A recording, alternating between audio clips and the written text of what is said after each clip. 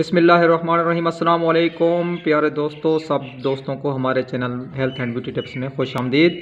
उम्मीद है सब खुश होंगे, खैरियत से होंगे। आज की हमारी वीडियो बहुत ही अहम है। एक अहम चीज़ काले दाने के बारे में जो आपको नज़र भी आ रही है, जिनको कुलवंजी कहते हैं, इनके बारे में आज का हमारा जो टॉपिक है वो है।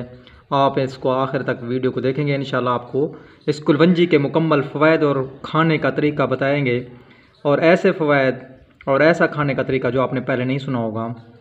क्योंकि जो चीज़ सबसे अहम होती है वो होती है किसी चीज़ का दुरुस्त इस्तेमाल।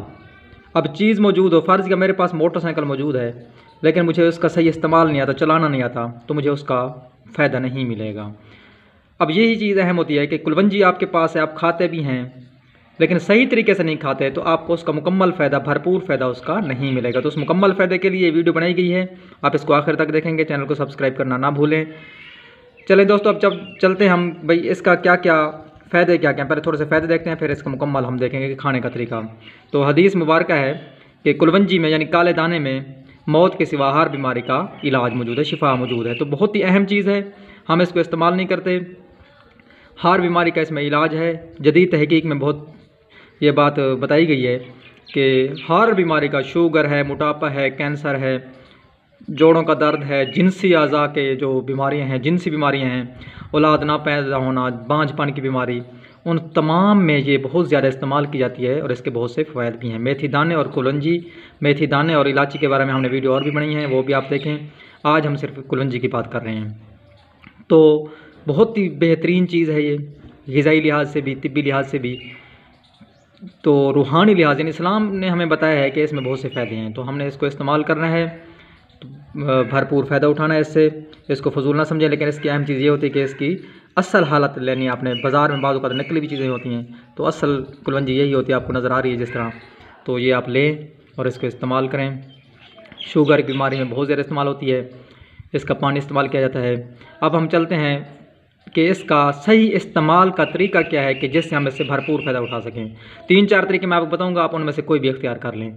सबसे पहली चीज़ कि आप इसको सिंपल इस्तेमाल करना चाहें तो सुबह नाश्ते के आधा घंटा बाद इसके 7 दाने इस्तेमाल करें। गर्मियां हैं तो 7 दाने इस्तेमाल करें। सर्दियां आएंगी, जैसे मौसम ठंडा होता जाएगा, आप दानों को बढ़ाकर 10 से 12 तक ले जाएँ। तो ये दाने आपने इस्तेमाल करने हैं।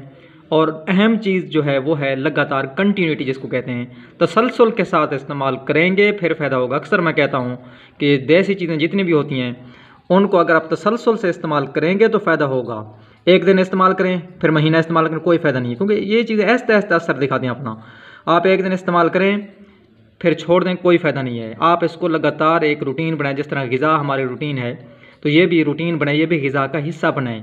इंशाअल्लाह बड़ी बड़ी जितनी बीमारियाँ हैं हमारे जिसमें एंटीऑक्सीडेंट के तौर पर ये काम करती है। जितने भी कैंसर वाले हैं, सेल्स हैं, जरासीम है, केमिकल्स हैं, वो सारे गंदे केमिकल्स खारिज हो जाएंगे। पहला तरीका तो ये हो गया कि आप सुबह नाश्ते के आधा घंटे के बाद रोज़ाना इस्तेमाल करें, या दोपहर के वक्त आप खाने से पहले आधा घंटा इस्तेमाल करें, क्योंकि सुबह हमने खाना खा लिया होता है, निहार मुँह नहीं होते फिर हम। दूसरा तरीका यह है कि आप इसको हर सालन में इस्तेमाल करें। जो भी सालन पकाएं, सुबह दोपहर शाम जो भी, उसमें आप इसके अपने जो है ना दाने इस्तेमाल करने चाहते। आप फ़र्ज़ किया 10 बंदों का सालन है तो उसमें आप एक चुटकी भर डाल दें हर खाने में। और डालनी कब है? जैसे ही सालन तैयार हो जाए, सालन उतारें, फ़ौरन डाल के ऊपर से ढकना बंद करके रख दें, ताकि इसकी जो गैस बने वो भी अंदर रहे इसके। फिर बाद में जब खाना बांटने लगें तो उसको हिलाकर इस्तेमाल करें। ये हो गया दूसरा तरीका जी। अगला जो तरीका है वो है कि आप इसको क्या करें, पानी में भिगो के रख दें। पानी में भिगो के रख दें 2 घंटे के लिए। उसके बाद इसको खाने के बाद आधे घंटे के बाद इस्तेमाल करें। तो इस तरीके से आप इस्तेमाल कर सकते हैं, यानी सुबह नाश्ते के बाद या दोपहर के खाने से पहले आधा घंटा, और सालन में डालकर। और अगली चीज़ जो है, इसको पानी में भिगो के रख दें, और पानी में भिगोने के बाद 2 घंटे बाद आप उस पानी को पी लें, इसको भी उसके साथ निगल लें। चबाना नहीं है, ये मैदे में जाएगी, खुद ब खुद इसकी मैदे की जो चक्की है वो उसको पीसेगी, और भरपूर हमें इसका मुकम्मल फ़ायदा हासिल होगा। क्योंकि कुछ चीज़ें ऐसी होती हैं जो हमारे स्टमक में यानी मैदे में हज़म होती हैं, इसके अंदर जो अज़ा मैदे में हज़म होने वाले वो वहीं हज़म हो जाएंगे, और जो आंतों में हज़म होंगे वो आंतों में हज़म हो जाएंगे। फिर हमारे जुज़्व बदन बनकर पूरे जिस्म को हमें सुकून भी देगी, फ़ायदा भी देगी, और बीमारियों को भी ख़त्म करेगी। उम्मीद है आपको वीडियो पसंद आई होगी। तो ये 3 तरीके आपको बताए हैं, इन्हीं पर अमल करें, इंशाअल्लाह आपको इसका भरपूर फ़ायदा हासिल होगा। और रूटीन को बिल्कुल नहीं छोड़ना, इसको लगातार इस्तेमाल करें, पूरी ज़िंदगी के लिए इस्तेमाल करें, बच्चों को भी दें।